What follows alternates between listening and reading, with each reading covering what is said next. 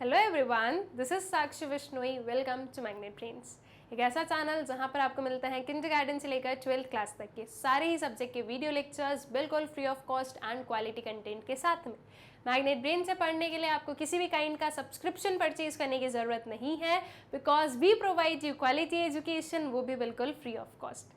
Magnet Brains आपकी पढ़ाई का, आपकी स्टडीज़ का, आपकी प्रिपरेशन का बहुत ही अच्छे से ध्यान रखता है और इसीलिए स्टूडेंट्स अब आप लोगों के लिए अवेलेबल है हमारे वीडियो लेक्चर्स के साथ साथ में जो मैग्नेट ब्रेन्स की बुक्स एंड ई बुक्स हैं वो भी। ये जो हमारी बुक्स एंड ई बुक्स हैं बहुत ही हाई क्वालिटी कंटेंट के साथ में एनरिच्ड है, जो कि आपको आपकी स्टडीज़ में बहुत ही ज़्यादा हेल्प करने वाली है। और ये जो हमारी बुक्स हैं स्टूडेंट्स, ये वेरियस डिविजन्स में डिवाइडेड हैं, जैसे कि एनसीईआरटी सॉल्यूशंस की आपके पास में अलग बुक है, आपकी जो सैम्पल पेपर्स है उसके लिए अलग बुक अवेलेबल है, जो प्रीवियस ईयर क्वेश्चंस है उनके लिए अलग बुक अवेलेबल है। अगर आप इन बुक्स को एक्सेस करना चाहते हैं तो क्या करना है, आपको एक सिंपल सा चीज़ करना है, इस वीडियो के डिस्क्रिप्शन बॉक्स में जाना है, वहाँ पर आपको एक लिंक मिलेगी, उस पर क्लिक कीजिए, उसे फॉलो कीजिए, एक फॉर्म फिल कीजिए और उसे सबमिट कर दीजिए। उसके बाद में हमारी जो टीम है वो आप लोगों से कनेक्ट करेगी बहुत ही जल्द और आपकी रिक्वायरमेंट्स, आपकी नीड के हिसाब से आपको जो बुक्स है वो प्रोवाइड की जाएंगी। ये जो मैग्नेट ब्रेन्स की बुक्स है स्टूडेंट्स, ये various classes and various subjects में अवेलेबल है, तो आप किसी भी क्लास के हो या किसी भी सब्जेक्ट की आपको बुक्स चाहिए, आपको वही सेम लिंक पर जाना है और अपनी जो भी इंफॉर्मेशन है वो फिल कर देनी है, ताकि हमारी जो टीम है वो आपसे जो है कनेक्ट कर सके। आई गेस ये चीज़ आप लोगों को क्लियर है। इसी के साथ में हम लोग स्टार्ट करते हैं हमारा जो ये लेक्चर है, जिसमें हम लोग देखेंगे क्लास 12th इकोनॉमिक्स में जो सैम्पल पेपर है, मैग्नेट ब्रेन सैम्पल पेपर है, उसका जो पेपर 6 है उसे हम लोग सॉल्व कर लेते हैं। पेपर 6 है, इसका मतलब हम लोग ऑलरेडी 5 पेपर सॉल्व कर चुके हैं एंड आई गेस कि आप लोगों ने वो 5 पेपर्स जो है वो सॉल्व कर लिए हैं और अब आप भी जो है 6 वाले पेपर पर आ गए। अगर आप लोगों ने नहीं किए स्टूडेंट्स वो सॉल्व, तो प्लीज़ जाकर उन्हें भी सॉल्व कर लीजिए। ये जो मैग्नेट ब्रेन सैम्पल पेपर है ये आप लोगों को बहुत ही हेल्प करने वाले हैं आपके बोर्ड एग्जाम्स में अच्छे मार्क्स स्कोर करने में, बिकॉज जब आप लोगों के पास में इतने सारे सैम्पल पेपर्स हैं, दैट क्लियरली मीन्स कि आपके पास में इतने सारे क्वेश्चंस हैं जो कि आप सॉल्व कर सकते हो। और जब आप ज़्यादा नंबर ऑफ क्वेश्चंस को सॉल्व करते हो तो वो आपकी जो प्रैक्टिस है, आपकी जो आंसर राइटिंग है, आपकी जो प्रिपरेशन है उसे अच्छा कर देता है। और इन सैम्पल पेपर्स में, हर सैम्पल पेपर में मैंने बोला है, इसमें भी बोलूँगी कि जैसे जैसे हम लोग सॉल्व करेंगे सैम्पल पेपर को, जैसे जैसे आपके सामने क्वेश्चंस आते जाएंगे, ट्राई करो कि मैं आंसर बताऊं उसके पहले आप आंसर लिख लो। अब जैसे कि जो क्वेश्चन आंसर वाले हमारे क्वेश्चंस रहेंगे उसमें आप क्या करोगे, उसमें आप इस वीडियो को पॉज करना, अपना आंसर लिखना और फिर जो मेरा आंसर है उससे क्या करना है, आपको चेक करना है और ये देखना है कि आपने जो आंसर लिखा है आपकी नोटबुक में उसे आप और एफिशिएंट और ज़्यादा अच्छा कैसे बना सकते हो और इफेक्टिव कैसे बना सकते हो। ठीक है, आपका जो आंसर है उसमें आपको क्या पॉइंट्स यहाँ से ऐड करने हैं वो आप देखो। अगर आपको नहीं समझ में आया आंसर क्या लिखना है या क्वेश्चन समझ में नहीं आया तो फिर आप उस क्वेश्चन को समझिए, उस आंसर को समझिए एंड देन उसके बाद में आप प्रैक्टिस करो। ठीक है, सिर्फ हमें वीडियो को नहीं देखना है, साथ साथ में हमें जो है आंसर्स को प्रैक्टिस भी करना है। ऑलराइट, इस पर्टिकुलर अगर जो पूरी हमारी प्रोसेस है इसे अगर आप अप्लाई करते हो तो आई कैन अश्योर यू कि आपका जो एग्जाम है वो बहुत ही अच्छे से आप जो हो उसमें मार्क्स स्कोर कर पाओगे। ठीक है, अब स्टार्ट करते हैं इसके जनरल इंस्ट्रक्शंस के साथ में। सबसे पहले जनरल इंस्ट्रक्शंस देखेंगे एंड देन उसके बाद में जो हमारे क्वेश्चंस है उस पर हम लोग आ जाएंगे। ठीक है, सो टाइम अलाउड इज 3 आवर्स, ये तो बहुत ही स्पेसिफिकली आप लोगों को पता है। 80 मार्क्स का आपका क्वेश्चन होने वाला है।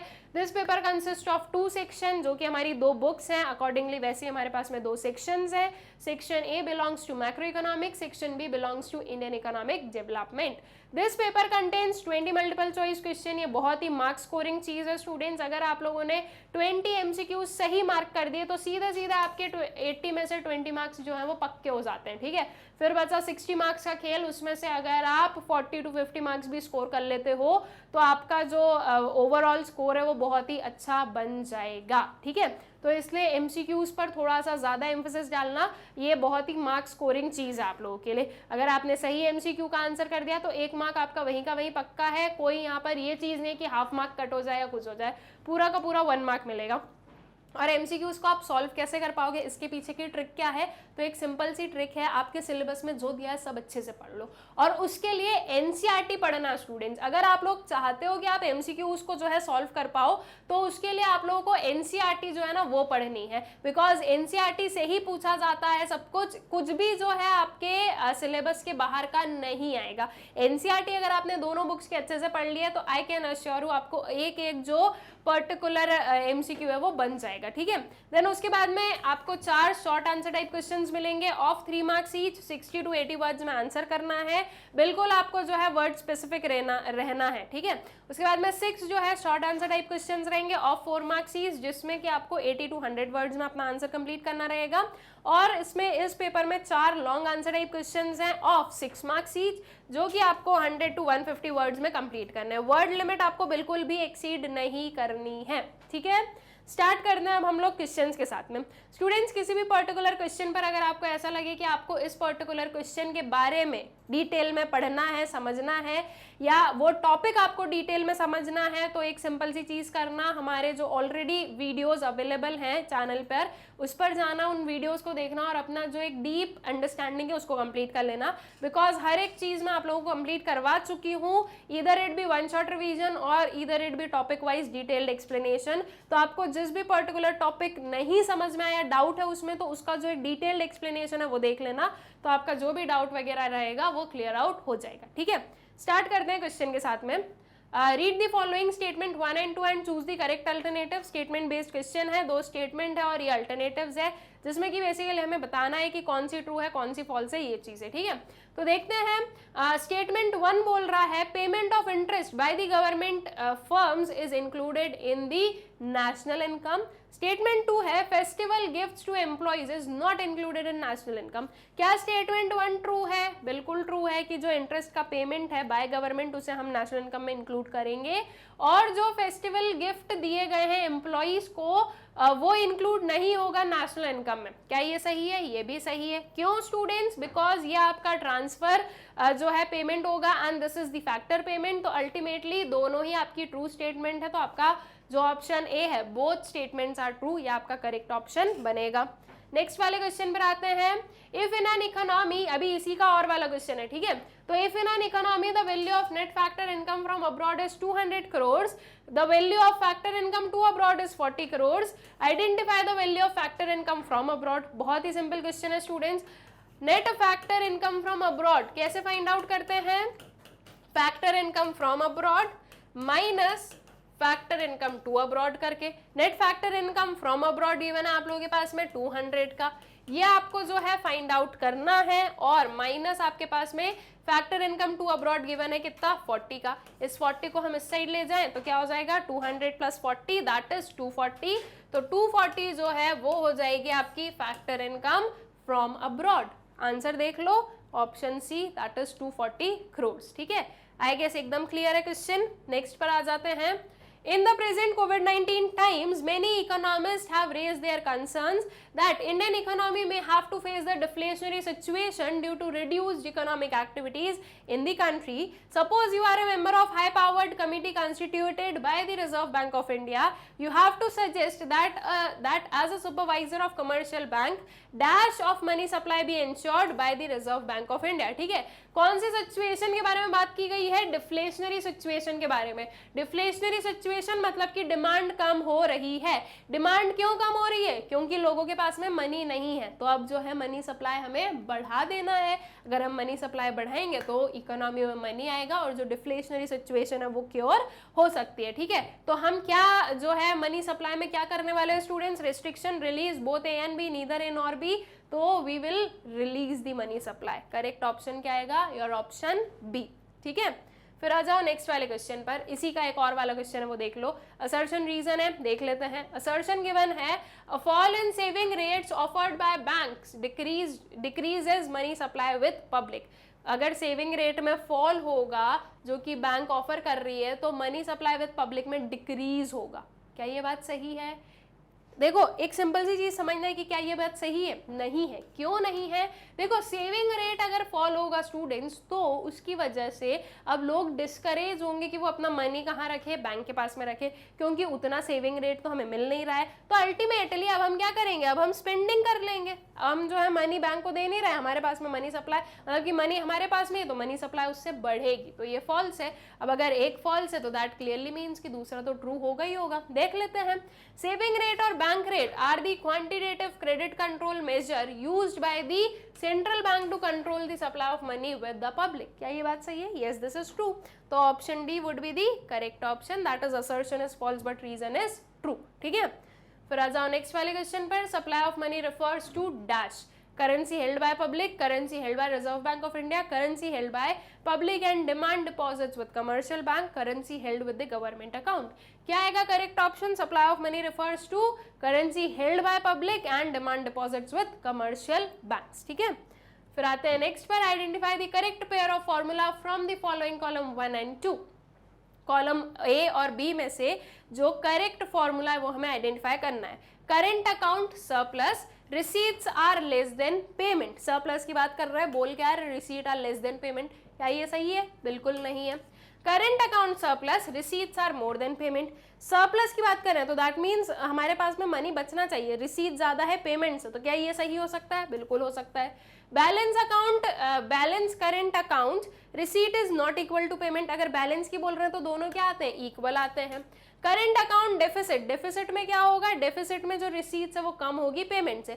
रिसीट्स आर लेस देन और इक्वल टू पेमेंट, ये जो इक्वल लगा दिया है इसी की वजह से आपका D4 भी क्या हो जाएगा? गलत हो जाएगा, बिकॉज हमारे पास में क्लियर एक आंसर सही है, दैट इज B2 वाला। ठीक है, current account surplus, receipt is more than payment. अगर यहाँ पर ये इक्वल नहीं होता तो फिर D4 जो है वो सही हो जाता। ठीक है, तो option B would be the correct, that is B2. Identify which of the following statement is true. इनमें से कौन सी स्टेटमेंट ट्रू है वो हमें बताना है। The flexible exchange rate system gives the government more flexibility to maintain large stocks of foreign exchange reserve. In the managed floating exchange rate system, the government intervenes to buy and sell foreign currency. C है आपका, in the managed floating exchange rate system, the central bank intervenes to moderate exchange rate fluctuations. And D है, in fixed exchange rate system, market forces fix the exchange rate. Correct answer क्या होगा? Option C. That is managed floating exchange rate system में जो central bank है वो intervene करती है to moderate the exchange rate fluctuations. ठीक है, तो option C would be the correct option. Next वाले क्वेश्चन पर आते हैं। असर्शन रीजन है, देखते हैं क्या गिवन है। Assertion as balance of trade is also referred to as balance of payment. Balance of trade को बैलेंस ऑफ पेमेंट भी कहा जाता है। क्या ये सही है? बिल्कुल नहीं है, this is false. Balance of trade जो है that is a component of balance of payment. Balance of payment एक ब्रॉडर जो है आपका एस्पेक्ट है then balance of trade. Balance of trade को आप सिंपली बैलेंस ऑफ पेमेंट नहीं बोल सकते हो, तो ये आपका फॉल्स है। ठीक है, देन रीजन है balance of trade includes the value of import and export of visible goods. Balance of trade में क्या इंक्लूड करते हैं हम? Value of import and export of visible good. क्या ये चीज सही है? यस, बिल्कुल ट्रू है। तो असर्शन फॉल्स है, रीजन ट्रू है। करेक्ट ऑप्शन वुड बी और option D, assertion is false but reason is true. ठीक है, फिर आ जाओ नेक्स्ट पर। इसी का एक और वाला क्वेश्चन है, वो देख लेते हैं। India's foreign exchange reserve comprise of FCA, foreign currency assets, gold, SDR with IMF and reserve tranche position in the IMF. Reason it is kept as a cushion against any potential balance of payment related crisis. क्या दोनों चीजें सही है? बिल्कुल सही है। क्या है आपका जो रीजन है वो असर्शन को एक्सप्लेन कर रहा है? नहीं, असर्शन बात कर रहा है कि रिजर्व किस किस टाइप में जो है रखे जाते हैं, और रीजन बता रहा है कि जो रिजर्व्स है वो हम क्यों रखते हैं। तो दोनों जो है अलग अलग बात कर रहा है। एक बता रहा है रिजर्व क्या क्या हो सकते हैं, एक बता रहा है कि रिजर्व क्यों रखने हैं। तो इसीलिए आपका जो ऑप्शन भी है वो करेक्ट रहेगा, that is both assertion and reason are true and reason is not the correct explanation of assertion. ठीक है, नेक्स्ट वाला question, what does the above picture state. एक पिक्चर गिवन है और ये पिक्चर क्या स्टेट कर रही है। पिक्चर में क्या है? पेटीएम के बारे में, मतलब पेटीएम का लोगो बना हुआ है। ऑप्शंस देखते हैं और फिर बता दें कि ये पिक्चर के बारे में क्या बोला गया है। Virtual payment platform, leakages, demonetisation और नन ऑफ द अबव। तो ये क्या है students? This is virtual payment platform. ठीक है, तो करेक्ट ऑप्शन क्या आ जाएगा? Option A. ठीक, नेक्स्ट पर आ जाओ। स्टेटमेंट गिवन है आप लोगों के पास में, दो स्टेटमेंट्स हैं, देखते हैं क्या है। Money supply refers to stock of money available at a particular time. क्या ये बात सही है? बिल्कुल सही है। मनी सप्लाई क्या है? ये मनी सप्लाई वो स्टॉक ऑफ मनी है जो कि एक पर्टिकुलर टाइम पर अवेलेबल है। स्टेटमेंट 2 है volume of money held by public for transaction of settlements of depth. ठीक है, जो मनी सप्लाई वो क्या है? वो वॉल्यूम ऑफ मनी है जो कि पब्लिक के पास में है for the transaction of settlement of depth. क्या ये चीज भी सही है? तो ये भी सही है। तो आपका स्टेटमेंट भी सही, रीजन भी सही, करेक्ट, सॉरी स्टेटमेंट 1 भी सही, स्टेटमेंट 2 भी सही। वो क्या असर्शन रीजन वाले इतने क्वेश्चंस हो गए कि वही जो है मुंह पे रह गया असर्शन रीजन। स्टेटमेंट 1 भी ट्रू है, स्टेटमेंट 2 भी क्या है? ट्रू है। तो दैट मीन्स आपका करेक्ट ऑप्शन क्या हो जाएगा? Your option A, that is both the statements are true. ठीक है, आते हैं नेक्स्ट पर। फिर से स्टेटमेंट वाला क्वेश्चन है। स्टेटमेंट 1 है आप लोगों के पास में, Reserve Bank of India grants credit to banks that are facing temporary liquidity problems. Statement 2 में गिवन है Reserve Bank of India provides short term loans to central and state governments whenever necessary and also manages the public डेप्थ of the country. क्या दोनों statement सही है? बिल्कुल सही है। तो correct option would be your option A, both the statements are true. ठीक है, फिर आते हैं नेक्स्ट पर। बैलेंस शीट दी है एक बैंक की, असेट्स है आपके पास में, लाइबिलिटीज है। असेट साइड आपके पास में रिजर्व्स हैं 100 रुपीज के, लाइबिलिटीज साइड आपके पास में डिपॉजिट्स हैं 100 रुपीज के, नेट वर्थ 0 गिवन है। अब क्वेश्चन पर आते हैं। If we assume that there is no currency in circulation then what will be the total money supply in the economy. हम ये अज्यूम कर रहे हैं कि कोई भी करेंसी नहीं है सर्कुलेशन में, तो फिर ऐसे केस में जो टोटल मनी सप्लाई वो कितनी होगी इकोनॉमी में? मनी सप्लाई का जो M1 मेजर है उसी से अगर मनी सप्लाई आपको डायरेक्टली बोला जाए ना, तो आपको क्या अज्यूम करना है कि M1 जो मेजर है उसके कंपोनेंट्स ही हमें हमेशा लेने रहेंगे। ठीक है, तो क्या आता है students? Money supply currency and coins held with public plus demand deposits with commercial bank plus other deposits. ठीक है, रिजर्व्स नहीं आएंगे, क्या आएंगे? डिपॉजिट्स आएंगे। डिपॉजिट्स कितने हैं आप लोगों के पास में? 100 रुपीज के हैं।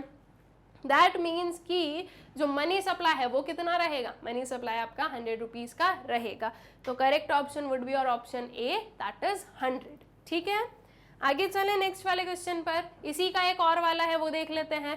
बैलेंस शीट है फिर से बैंक की, असेट लाइबिलिटीज गिवन है, रिजर्व्स है 500, डिपॉजिट्स है 500 के। ठीक है, What amount will the bank have to lend if the reserve ratio is 20%? ठीक है, अगर मान लो रिजर्व रेशियो आपका 20% है, तो फिर ऐसे केस में जो बैंक है वो कितना अमाउंट लेंड कर सकती है।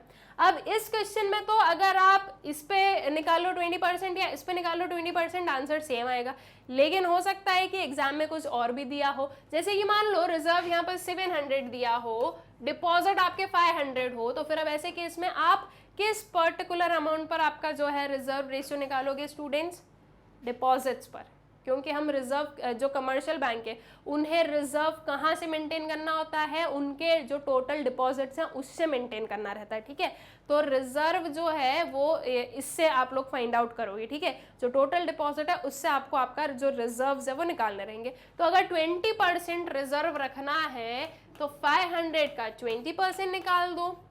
ऑलराइट, ये आ जाएगा आपका कितना? 100। ये 100 जो है वो एज अ रिजर्व रखना है, तो 500 में से 100 माइनस कर दिया, 400 रुपीज है जो कि कमर्शियल बैंक्स लेंड कर सकती है। तो करेक्ट ऑप्शन क्या आ जाएगा आपका? Option C, that is 400। ठीक है, नेक्स्ट वाले क्वेश्चन पर आते हैं। अब क्वेश्चन आंसर्स आ गए हम लोगों के पास में, देखते हैं क्या गिवन है।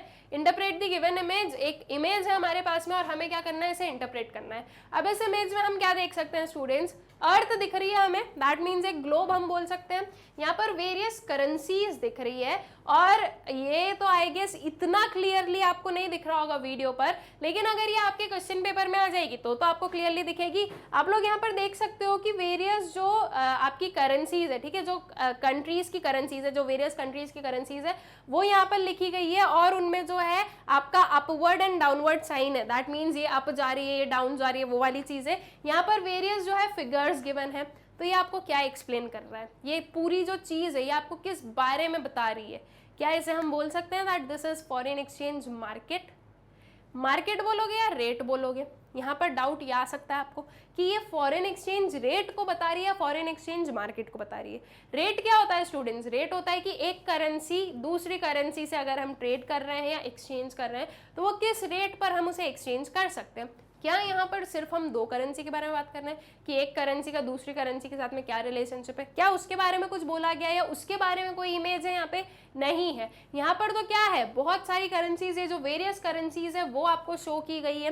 तो जब वेरियस करेंसीज शो की जा रही है, ये जो पीछे जो थोड़ा सा मार्केट वाला सिस्टम बनाया गया है, ये हमें बता रहा है फॉरेन एक्सचेंज मार्केट के बारे में, ठीक है। तो ये देखो, एक छोटी सी मिस्टेक यहाँ पर हो सकती थी कि अगर आप इसे प्रॉपरली जो है नहीं इंटरप्रेट कर पाए तो आप फॉरेन एक्सचेंज मार्केट की जगह पर फॉरेन एक्सचेंज रेट भी बोल सकते थे, और अगर आप रेट अगर इसमें लिख दोगे तो आपको, ठीक है, एग्जामिनर ने सोचा कि चलो ठीक है मार्क्स दे देते हैं, लेकिन उतने तो नहीं देगा। 3 मार्क्स का क्वेश्चन है, उन्होंने बोला भाई 1.5 दे देते हैं, खत्म करते हैं, राइट। तो वहीं हमारे 1.5 क्या हो गए, कट हो गए। तो ये जो छोटी छोटी चीज़ है ना, उसको हमें ऐसे ही क्या करना है, एनालाइज करना रहेगा। So this is talking about foreign exchange market, ठीक है। So the given image indicates the foreign exchange market. अब ये क्या होता है, इसे explain कर दें। Foreign exchange market is the market in which national currencies are traded for one another. The major participant in this market are commercial banks, MNCs, share brokers, other authorized dealers and monetary authorities. जो एक short sum meaning था foreign exchange market का, वो हमने दे दिया। जो functions है foreign exchange market के वो बता देते हैं, पूछे नहीं गए, लेकिन 3 मार्क्स का क्वेश्चन है, कुछ तो लिखना था ना, तो ये लिख देते हैं। इसकी जगह पर आप क्या लिख सकते हो, जो types of foreign exchange market है वो भी लिख सकते हो, जैसे कि स्पॉट मार्केट हो गया आपका, और जो फॉरवर्ड मार्केट है वो भी आप लिख सकते थे, ठीक है। क्योंकि जो क्वेश्चन है उसमें बेसिकली आपको सिर्फ और सिर्फ ये बोला कि आपको इमेज इंटरप्रेट करना है, उसके आगे कुछ नहीं लिखा। अगर उसके आगे ये लिखता है कि इमेज को इंटरप्रेट करो और उसके फंक्शंस बताओ, तो स्पेसिफिकली हमें पता होता है कि फंक्शंस बताना है। अगर वहां पर लिखा होता है कि इसके टाइप्स बताओ, तो आप उसके टाइप्स बता देते, लेकिन कुछ नहीं लिखा है। आंसर को थोड़ा सा हमें जो है कंप्लीट बनाना है, तो हमने ऐसे कर दिया। या फिर इसके अलावा आप एक और चीज कर सकते हो, आपने फंक्शंस लिखे, फंक्शंस को एक्सप्लेन कर दिया, 2 लाइन में टाइप्स को खत्म कर दो। आप यहाँ पर लिख दो types of foreign exchange market, या आपने फ्लो चार्ट बना दिया, स्पॉट एंड फॉरवर्ड, खत्म चीज, ठीक है। अब उसे एक्सप्लेन करने की भी जरूरत नहीं है अगर एक चीज को कर दिया है तो, क्योंकि क्वेश्चन तो हमसे डिमांड कर ही नहीं रहा है। तो इस वजह से क्या होगा, आपने बहुत ही शॉर्ट में जो पूरा फॉरेन एक्सचेंज मार्केट है उसे एक्सप्लेन कर दिया है, ठीक है। तो यहाँ पर हमने क्या ले लिया, यहाँ पर हमने फंक्शंस ले लिए फॉरेन एक्सचेंज मार्केट के। Transfer function, it facilitates transfer of purchasing power across different countries of the world. Credit function अगर हम लोग लें तो it facilitates credit for international trade, bills of exchange with maturity period of 3 months are generally used. Hedging function इसका ले सकते हैं हम लोग, it facilitates protection against risk of foreign exchange fluctuations etcetera. Exporters and importers enter into agreement to sell and buy goods on some future date at the current prices and exchange rate, ठीक है। तो ये various functions होते हैं किसके, foreign exchange market के। All right, I guess question clear है। Next वाले क्वेश्चन पर आ जाते हैं। Discuss briefly the following functions of central bank, bankers bank and lender to last resort. ये 2 हमारे पास में चीजें गिवन है, 2 फंक्शंस गिवन है सेंट्रल बैंक के, हमें इन्हें एक्सप्लेन करना है। 3 मार्क्स का क्वेश्चन है, 2 चीजें हैं, 1.5 मार्क दोनों पर, ठीक है। 1.5 मार्क्स के हिसाब से हमें दोनों पॉइंट्स को एक्सप्लेन कर देना है।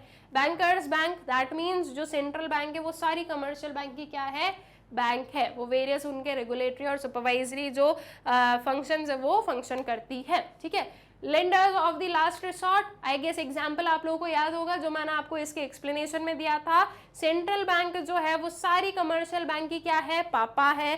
जब सारी कमर्शियल बैंक की क्या है, पापा है, ठीक है। जब कमर्शियल बैंक को मनी की जरूरत होती है, फाइनेंस की जरूरत होती है, तो वो पहले आपस में उनके दोस्तों से, उनके सिबलिंग से पूछती है कि क्या आप हमें लेंड कर सकते हो। अगर सारी उस कमर्शियल बैंक को और कहीं से हेल्प ना मिलती है तो फिर वो अल्टीमेटली कहाँ जाता है, पापा के पास में जाता है कि हाँ भैया हमें जो है पैसों की जरूरत है तो आप हमें मनी लेंड कर दीजिए। तो इस वे में जो सेंट्रल बैंक है वो lender of the last resort जो है ये फंक्शन परफॉर्म करती है, ठीक है।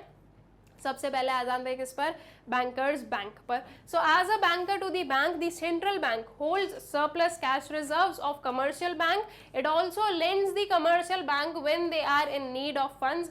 Central bank also provides a large number of routine banking functions to the commercial bank. It also act as a supervisor and regulator of the banking system. ठीक है, तो ये फंक्शन हमने क्या कर दिया, एक्सप्लेन कर दिया है. नेक्स्ट वाले पर आ जाओ, लेंडर ऑफ लास्ट रिसोर्ट पर.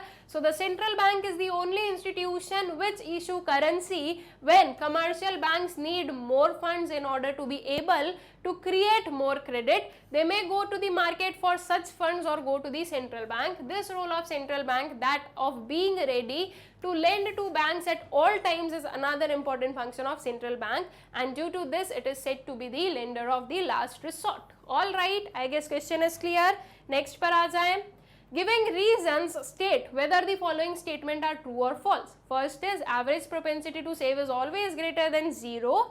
एंड जो सेकेंड वाला है value of investment multiplier varies between 0 and infinity. ठीक है, तो ये दो हमारे पास में स्टेटमेंट्स हैं, हमें बताना है कि ये ट्रू है या फॉल्स है. ठीक है, हमें ट्रू या फॉल्स इसका एक्सप्लेन करना है. तो सबसे पहले फर्स्ट वाले पर आ जाओ. एवरेज प्रोपेंसिटी टू सेव जो है वो हमेशा 0 से ज्यादा ही रहता है, तो द स्टेटमेंट इज फॉल्स. ठीक है, एवरेज प्रोपेंसिटी टू सेव जो है ये फॉल्स है.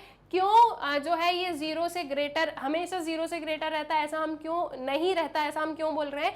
क्योंकि देखो एपीएस क्या होता है students, saving divided by income होता है. वी नो कि सेविंग जो है वो हमारी नेगेटिव भी रहती है. कब नेगेटिव रहती है? जब हम डिससेव करते हैं. दैट मीन्स जब ऑटोनॉमस कंजम्पशन वाली कंडीशन हो. तो ऑटोनॉमस कंजम्पशन वाली कंडीशन है, आपकी जो सेविंग है वो नेगेटिव में है या डिससेव आप कर रहे हो. ठीक है, तो उसके बाद में आपने बोला कि आपने 20 रुपीज की डिससेविंग की है at the income level of 100. उस टाइम पर मान लो 100 रुपीज इनकम लेवल थी. ठीक है, तो 100 रुपीज पर अगर आप 20 रुपीज डिससेव कर रहे हो तो आपने तो माइनस में लिखा ना. आंसर क्या आएगा आपका -0.2. तो आपका जो एपीएस है वो 0 से कम गया है. ठीक है, तो ऑलवेज ग्रेटर देन 0 नहीं होता है, तो इसीलिए हम बोल रहे हैं कि ये स्टेटमेंट क्या है, फॉल्स है. When consumption is greater than the income level, the value of average propensity to save is less than 0 और नेगेटिव. और वहीं जो सेकेंड वाला है value of investment multiplier varies between 0 and infinity, तो द स्टेटमेंट इज फॉल्स. ठीक है, जो वैल्यू ऑफ इन्वेस्टमेंट मल्टीप्लायर है वो 0 और इन्फिनिटी के बीच में वेरी नहीं करता है. वो किसके बीच में वेरी करता है? 1 एंड इन्फिनिटी के बीच में वेरी करता है. ठीक है, 0 नहीं आता है, इसलिए ये वाली स्टेटमेंट इसकी फॉल्स है. इसको हम एक्सप्लेन कर दें. Since k is equals to 1 divided by 1 minus MPC, so hence even if the MPC will have its minimum value that is 0, the investment multiplier will be 1. Similarly, when MPC is 1, the value of investment multiplier is infinity. So we can say that the value of investment multiplier varies between 1 and infinity. ठीक है, 0 और infinity के बीच में जो है वो नहीं fluctuate करता है या वेरी करता है. वो किसके बीच में वेरी करता है? 1 एंड इन्फिनिटी के बीच में वेरी करता है. All right, I guess question is clear to you. आ जाओ नेक्स्ट वाले क्वेश्चन पर. नेक्स्ट वाले क्वेश्चन के पहले इसी में जो है एक और वाला क्वेश्चन है, देख लेते हैं क्या गिवन है. Giving reasons state whether the following statement are true और फॉल्स. ठीक है, वही सेम टाइप ऑफ है कि रीजंस के साथ में हमें बताना है ये ट्रू है या फॉल्स है. फर्स्ट वाला देख लें. When MPC is 0, the value of investment multiplier will also be 0. जब एमपीसी 0 है तो वैल्यू ऑफ इन्वेस्टमेंट मल्टीप्लायर भी 0 रहेगा. अभी इसी का काइंड ऑफ देख क्या है, क्या ये बात सही है? नहीं, दिस इज फॉल्स. अगर एमपीसी 0 रहेगा तो मल्टीप्लायर की वैल्यू क्या रहेगी? 1 रहेगी. ठीक है, सेकेंड वाले पर आओ. Value of average propensity to save can never be less than 0. Sorry, average propensity to consume, जो value of average propensity to consume है वो 0 से कम नहीं हो सकती है. क्या ये बात सही है? बिल्कुल सही है. Why is it true? क्योंकि जब 0 लेवल ऑफ इनकम होती है तब भी तो हम कंजम्पशन करते हैं, राइट? सो दैट मीन्स कि एपीसी जो है वो कभी भी 0 नहीं हो सकता है. तो सबसे पहले फर्स्ट वाली statement, the statement is false. When MPC is 0, the value of investment multiplier will be 1. इसे हम लोग इससे एक्सप्लेन कर देंगे अपना जो पूरा फॉर्मूला उसके हेल्प से. That is k is equals to 1 divided by 1 minus MPC और k is equals to 1 divided by 1 minus 0 which will give you 1. ठीक है, और सेकेंड वाली statement is true as consumption can never be 0 और negative, therefore APC is always positive. ठीक है, तो जो आपका कंजम्पशन है वो कभी भी 0 नहीं हो सकता है, नेगेटिव नहीं हो सकता, इसलिए एपीसी जो है वो हमेशा पॉजिटिव और 0 के अबव रहेगा. ठीक है, आ जाओ नेक्स्ट वाले क्वेश्चन पर. sale of petrol and diesel cars is rising particularly in big cities, analyze its impact on gross domestic product and welfare। ठीक है, जो सेल ऑफ पेट्रोल और डीजल कार है वो पर्टिकुलरली सिटीज की अगर बात करें तो वहां पर इंक्रीज हो रहा है। अब इसका क्या इम्पैक्ट है ग्रॉस डोमेस्टिक प्रोडक्ट पर, 1 हमें ये बताना है, 2 इसका क्या इम्पैक्ट है वेलफेयर पर, हमें ये बताना है।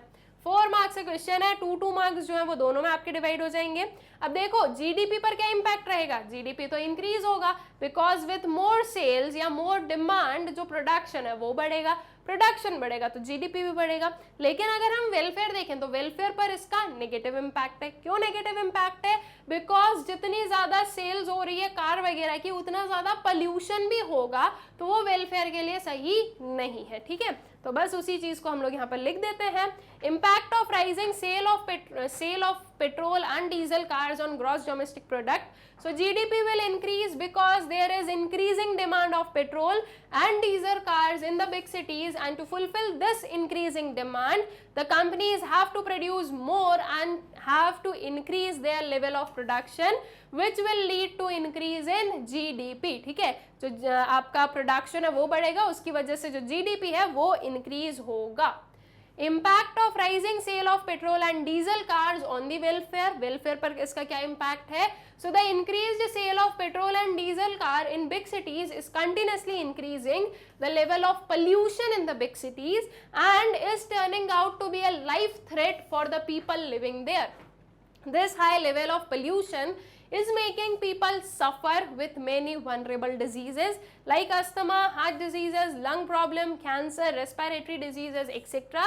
thus reducing the welfare of the people। ठीक है, तो वेलफेयर जो है वो रिड्यूस होगा, और ये सारी चीजें हमने बताई कि वेलफेयर क्यों रिड्यूस हो रहा है। ऑल राइट, आ जाओ नेक्स्ट वाले क्वेश्चन पर। How are capital receipts different from revenue receipts, discuss briefly. ठीक है, कैपिटल रिसीट्स और रेवेन्यू रिसीट्स के बीच में डिफरेंस बताना है, 4 मार्क्स का क्वेश्चन है, तो 4 बेसिस पॉइंट बता दो सफिशिएंट है। ठीक है, तो हम लोगों ने बेसिस लिया, कैपिटल रिसीट्स लिया, रेवेन्यू रिसीट्स लिया, मीनिंग बता दो सबसे पहले। तो these are those receipts of government which either lead to increase in its liabilities और रिडक्शन इन इट्स असेट। ठीक है, ये हो गई आपकी कैपिटल रिसीट्स का मतलब। रेवेन्यू रिसीट्स के मतलब पर आए तो revenue receipt neither create any liability nor reduce any asset for the government. ठीक है, सेकेंड वाले पर आ जाओ, nature, they are irregular and non recurring in nature. Capital receipts जो है वो नॉन रिकरिंग है, इरेगुलर है, ऐसा थोड़ी ना रोज रोज होती रहेगी। ठीक है, एक सिंपल सी चीज है कि अगर जैसे कि हमारी अगर normal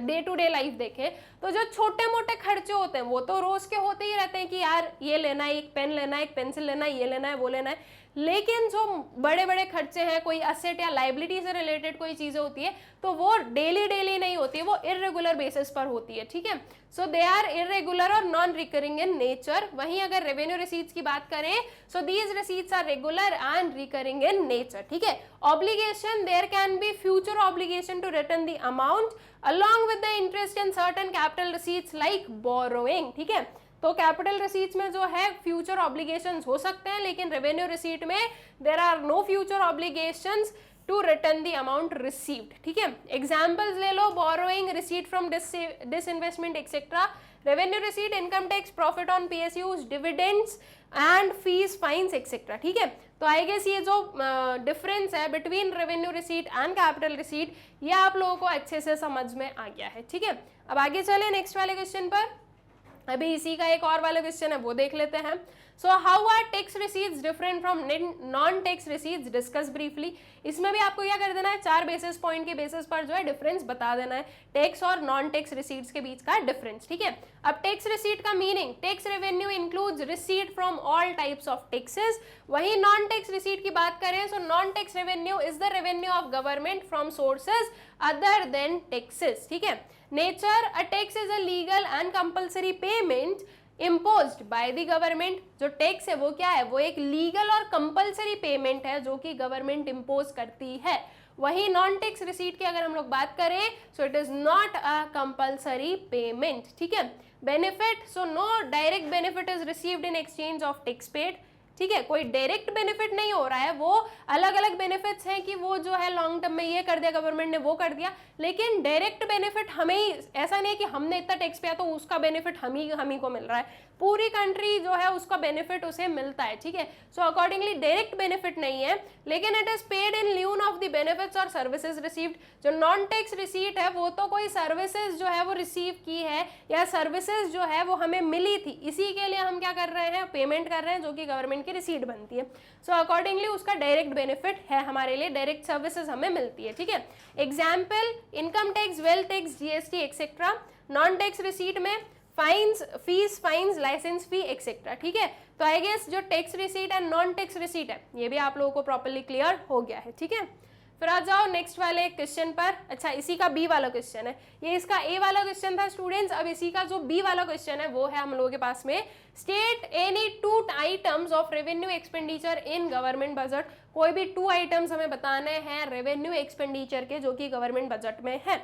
So 2 items of revenue expenditure in the government budget are payment of wages and salaries and expenditure on education, health services, pension, subsidies, etc. ठीक है, ऐसे आपको एक्सपेंडिचर बताना है जिसकी वजह से असेट लाइबिलिटी पर इफेक्ट नहीं हो रहा है, तो ये जो है उसके अलावा आपके क्या हो जाएंगे, रेवेन्यू एक्सपेंडिचर्स हम लोग बता देंगे गवर्नमेंट के, ठीक है। आते हैं नेक्स्ट वाले क्वेश्चन पर, explain the circular flow of income. Circular flow of income को एक्सप्लेन करना है, question for 6 marks, 100 to 150 words में कंप्लीट करना रहेगा, ठीक है। So circular flow of income refers to the unending flows of production of goods and services, income and expenditure in an economy. It circularly shows the redistribution of income between production units, firms and households. It can be better understood with this diagram, ठीक है। हमने जो है यहाँ पर circular flow of income की definition बता दी, उसके बाद में क्या बना दिया, डायग्राम बना दिया। डायग्राम क्यों बना दिया, हमेशा से ही बोल रही हूँ आपको, डायग्राम जहाँ पर बना सकते हो बना दो। तो यहाँ पर हमने डायग्राम बना दिया, हाउस होल्ड ले ली, फर्म्स ले ली। हाउस होल्ड जो है वो फैक्टर सर्विसेज प्रोवाइड कर रहे हैं, उसके बदले में उन्हें फैक्टर पेमेंट्स मिल रहे हैं, और फिर वो फैक्टर पेमेंट्स जो है उससे हाउस होल्ड क्या कर रहे हैं, एक्सपेंडिचर इनकर कर रहे हैं गुड्स एंड सर्विसेज पर, और इस गुड्स एंड सर्विसेज के एक्सपेंडिचर के बदले में फर्म्स क्या दे रही है, गुड्स एंड सर्विसेज प्रोवाइड कर रही है टू हाउस होल्ड्स, ठीक है। तो ये होता है circular flow of income. Circular flow of income में स्टूडेंट्स आप इसे, आपने अगर इसका डायग्राम बना दिया तो अब इसे एक्सप्लेन करने की जरूरत नहीं कि हाउस होल्ड से फर्म तक ये गया, फिर फर्म से ये आया, ये सारी चीजें। इससे ज्यादा बेटर क्या होगा कि जो हमारे 3 फेजेस है सर्कुलर फ्लो ऑफ इनकम के, आप उन्हें एक्सप्लेन कर दो, ठीक है। अब ऐसा क्यों कर रहे हैं हम, तो देखो जो भी एक एग्जामिनर के माइंड में होगा, अगर वो चाह रहा होगा कि आप ये लिखो तो आपने ये भी लिख दिया, साथ ही साथ अगर वो एग्जामिनर चाह रहा होगा कि आप जो है हाउस होल्ड और फर्म्स वाला जो रिलेशनशिप है वो लिखो, तो आपने वो भी कंप्लीट कर दिया, ठीक है। इसलिए क्या करो कि उसका डायग्राम बना दिया, तो अब उसे एक्सप्लेन करने की जरूरत नहीं है। उससे बेटर है कि जो वेरियस फेजेस है जहां से इनकम जनरेट हुई, फिर डिस्ट्रीब्यूट हुई, फिर डिस्पोजिशन हुआ उसका, और वो वापस जनरेशन वाले फेज पर पहुंच गई, तो इस वे में वो भी तो सर्कुलेट ही कर रही है, ठीक है। तो आप उस चीज को यहाँ पर एक्सप्लेन कर सकते हो, ठीक है। तो phases of circular flow of income देख लेते हैं हम। So there are 3 different phases, generation, distribution and disposal in a circular flow of income as shown in the given diagram। ये डायग्राम बनाया हमने। सबसे पहला आया आपका production phase, that is generation of income. उसके बाद में यहाँ पर इनकम का जनरेशन हुआ, यहाँ पर प्रोडक्शन हुआ। प्रोडक्शन होने के बाद में ये जो प्रोड्यूसर है ये अपने सारे एम्प्लॉयज को क्या करेगा, पेमेंट कर देगा। तो फिर हुआ distribution phase, that is distribution of income, that is income phase. अब लोगों को जो इनकम मिली है वो इस इनकम को क्या करेंगे, स्पेंड करेंगे on various goods and services. तो फिर आएगा आपका expenditure phase, that is distribution of income. Distribution of income, sorry disposition of income, ठीक है, this would be disposition of income. Alright, expenditure phase में क्या हो रहा है, डिस्पोज ऑफ हो रही है हमारी इनकम। तो जब ये जो वेरियस आपके फैक्टर्स ऑफ प्रोडक्शन है वो अगर एक्सपेंसेस इनकर कर रहे हैं तो वो मनी वापस कहाँ जा रहा है, प्रोड्यूसर के पास में जा रहा है। फिर से जनरेशन ऑफ इनकम होगा, फिर से डिस्ट्रीब्यूशन होगा, फिर से डिस्पोजिशन होगा, और ये सर्कल चलता रहेगा हमेशा, ठीक है। This is an never ending circle of income. Alright, तो वही तीनों फेजेस जो है वो यहाँ पर हम लोग बता रहे हैं। Generation phase, in this phase firms produce goods and services with the help of factor services, ठीक है।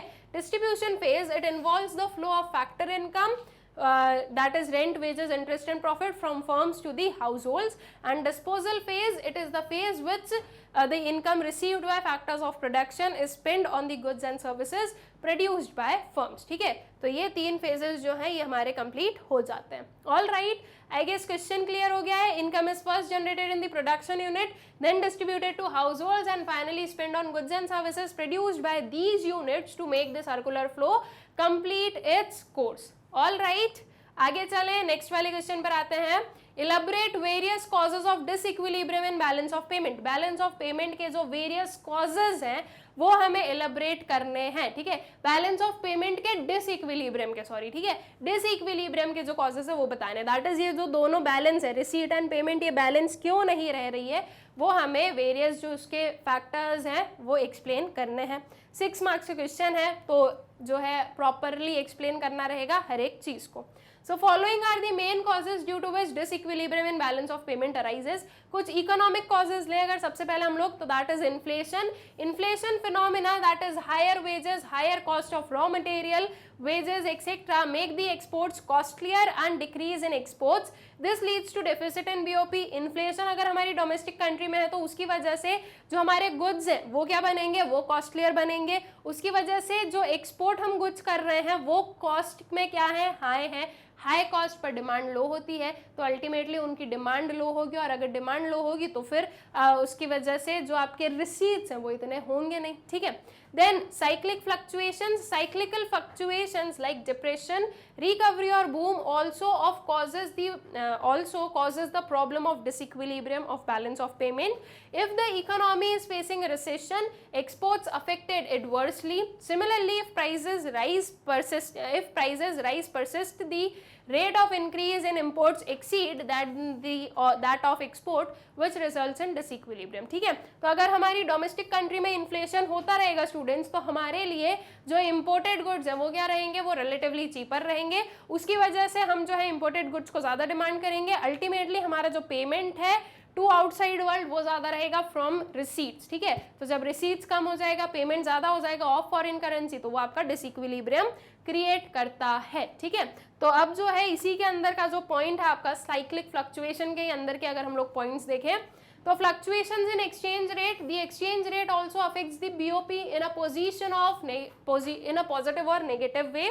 When the value of currency of a country increases, but its import become cheaper and vice versa. ठीक है, तो जब currency जो है, country की currency अगर इंक्रीज हो रही है तो उसकी वजह से जो इम्पोर्ट है वो क्या होंगे, इम्पोर्ट जो है वो चीपर बन जाते हैं हमारे लिए, तो अल्टीमेटली हम उसी लिए फिर इम्पोर्टेड गुड्स को ज़्यादा परचेज करते हैं. ठीक है, demand reduction, if the demand for the country's commodity decreases in international market, which reduces export, thereby causing disequilibrium. अगर इंटरनेशनल मार्केट में हमारे गुड्स की डिमांड कम हो जाएगी, अल्टीमेटली जो है डिसइक्विलिब्रियम होना ही है, क्योंकि हमारे एक्सपोर्ट्स कम हो रहे हैं, इंपोर्ट ज़्यादा हो रही है, तो रिसीट कम है, पेमेंट ज़्यादा होगा. ठीक है, देन उसके बाद में capital outflow can be the other reason. If a country invest in other countries in order to earn more long term और no profit, it may result in increased outflow of capital causing disequilibrium in BOP. ठीक है, तो अगर जो है हमारी country से capital outflow ज़्यादा है, हम दूसरी कंट्रीज में ज़्यादा इन्वेस्ट कर रहे हैं, और जो फॉरेन इन्वेस्टर्स हैं अगर उन्हें हमारी कंट्री पर ट्रस्ट नहीं है तो उसकी वजह से भी जो है ये डिसइक्विलिब्रियम क्रिएट होता है. Political factor can also be the reason for disequilibrium in BOP.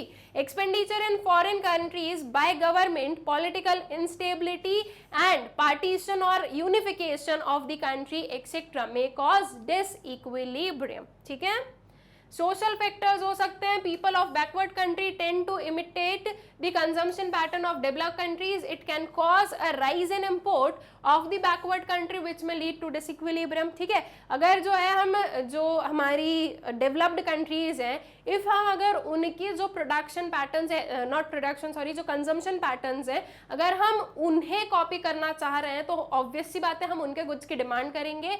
Ultimately उसकी वजह से इंपोर्ट बढ़ेगा, और इंपोर्ट बढ़ेगा तो डिसइक्विलिब्रियम आना ही है.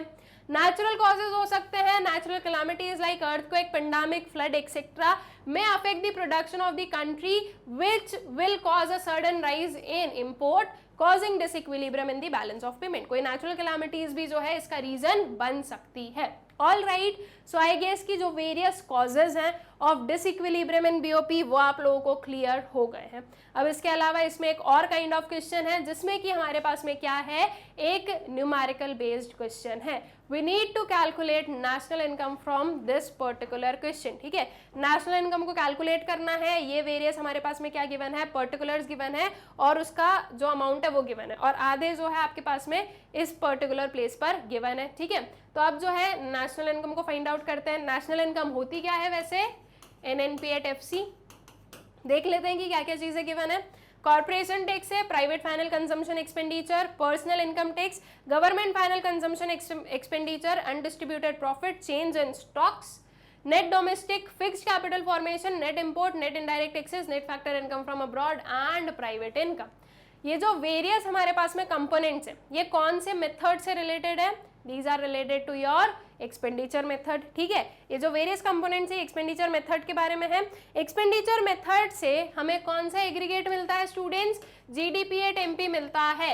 अब सबसे पहले इस वाली स्लाइड से देख लेते हैं कि क्या क्या चीजें हम इंक्लूड करेंगे। GDP@MP एक्सपेंडिचर मेथड से फॉर्मूला क्या होगा, private final consumption expenditure plus government final consumption expenditure plus gross domestic capital formation. अब अगर ये क्वेश्चन देखो तो इसमें ग्रॉस डोमेस्टिक कैपिटल फॉर्मेशन नहीं गिवन है, इसकी जगह पर क्या गिवन है, net domestic fixed capital formation given है। तो इसे हम ग्रॉस डोमेस्टिक कैपिटल फॉर्मेशन में कैसे कन्वर्ट करेंगे, इसमें हम प्लस करेंगे change in stock, change in stock को प्लस करने से ये जो फिक्स्ड बीच में टर्म आ गया है वो हट जाएगा, अब बन जाएगा नेट डोमेस्टिक कैपिटल फॉर्मेशन। इसमें और ऐड कर देंगे हम डेप्रिसिएशन तो वो बन जाएगा आपका ग्रॉस डोमेस्टिक कैपिटल फॉर्मेशन।